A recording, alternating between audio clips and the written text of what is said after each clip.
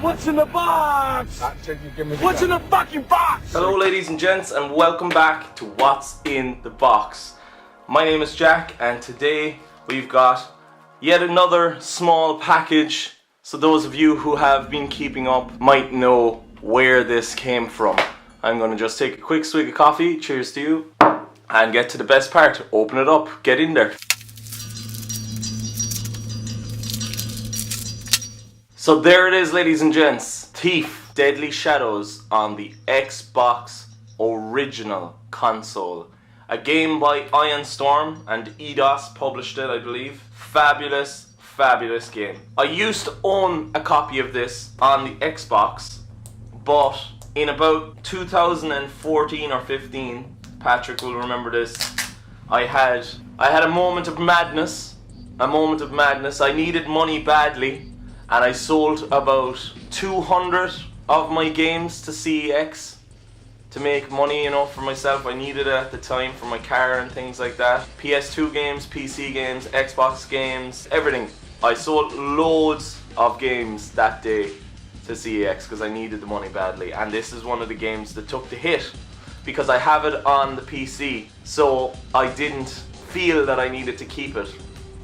But recently, when my new thing, as you can see, ladies and gents, it came from CEX again. I didn't point that out. The reason I picked it up from CEX, because I've been on a kind of roll on their site looking for games. I got it on CEX for $150 again, which is fabulous, a fabulous price. Now, I hope the manual is in it, because as we know, CEX can be known for not having the manuals because they just take in any game. They don't care whether it's Black Label, Platinum, they don't give a shit. But yeah, I hope the manual is in here because it's nice to get the manual. As you can see, it is an only on Xbox game, even though it was very clearly on the PC as well at the time. But that's another reason why I wanted to get it back, because it's an only on Xbox game. There's not many only on Xbox games, and it certainly is a thing that I would like to collect and have the full collection of. We'll just take a quick look at the back. There's a horrible sticker there that I'm going to have to get rid of. Back when the screenshots were taken not from the Xbox game, but from the PC game. Wonderful. Anyway, let's open it up, see if they gave me what I need. Yes, they did. Oh, that's so great. I'm so happy about that. I was actually worried. I was worried for a moment. First, check the disc, make sure everything's okay. That disc looks brand new, like it was never played. You know the feeling anyway when you have to sell loads of games and they're just, you know, you don't want to sell them, but you need to. That was why this game. Thief is one of my favorite series of all time. It's one of the first stealth games I ever played as a kid. Back in the 90s, I had a copy of it on the PC. I think we had a demo as well, but anyway. Full color manual as well. Xbox were known for that, which is great because that is definitely a lost art. And Gareth there on the right hand corner. Fabulous character. Morose. He's like the Morrissey of the thieving world. He just hates everything. He's such a cynical bastard, and that's why I love him. That is why I love him. And what's interesting is this is basically the last good Thief game as well. Now, it's a better version on the PC, of course. This isn't a fabulous version. It's an okay version. It's kind of watered down because the game was made for the console, and then the PC got the port. So things like loading zones, like for small levels, got put into the PC as well, which is a bit sad. But now that people have modded it, they've modded it that you can like go around the entire city without ever loading. It's all loaded at once, which is fabulous. The modding communities of the world are some of the best people. They literally are some of the best people in the world. Like, yeah, so it's the last good Thief game, which is funny because that new Thief 2014 was abominable. Oh, sickeningly bad. It's one thing to say that you can't jump in a game, right? But to not be able to jump in a game that requires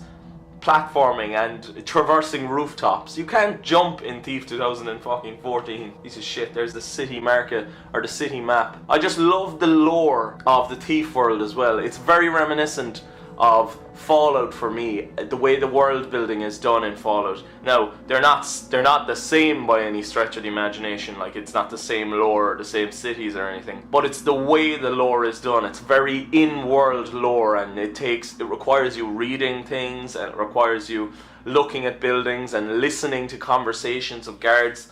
Oh, the listening to the conversations in this are so funny, and they're so well written as well. For me, this is from the weird time, the transitionary period of 3D gaming, when they started bringing in like shaders and bloom lighting and all really weird stuff like that. So like when I bought this when I was a kid for the PC because we had a Windows 98 with a 16 megabyte Diamond Viper graphics card, and this basically wouldn't run on the PC because it didn't do shading, and that was really the transitionary period. That's when graphics card really started going up and up and up. And from when Thief Deadly Shadows came out, 2004, like around 2003, 2004 is when the graphics cards really just started to step up their game, and every year it was like this brand new thing and you needed to upgrade your graphics card constantly.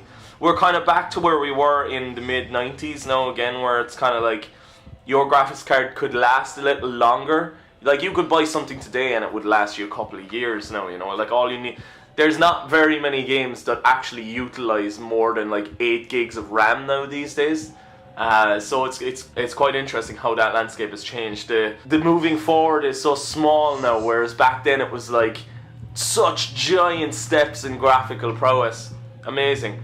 I'm so happy to have it back in my collection because, to be honest, when you don't have Thief Deadly Shadows in your Xbox collection or your PC collection, you're having a sad time, really, to be honest. There we are, ladies and gents. You've been watching What's in the Box. I hope you enjoyed it.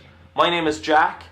Please do like, comment and subscribe. There's a button there. Hit that button. Please do return for more What's in the Box content in the future. Oh, so happy to have this in the collection now. Goodbye.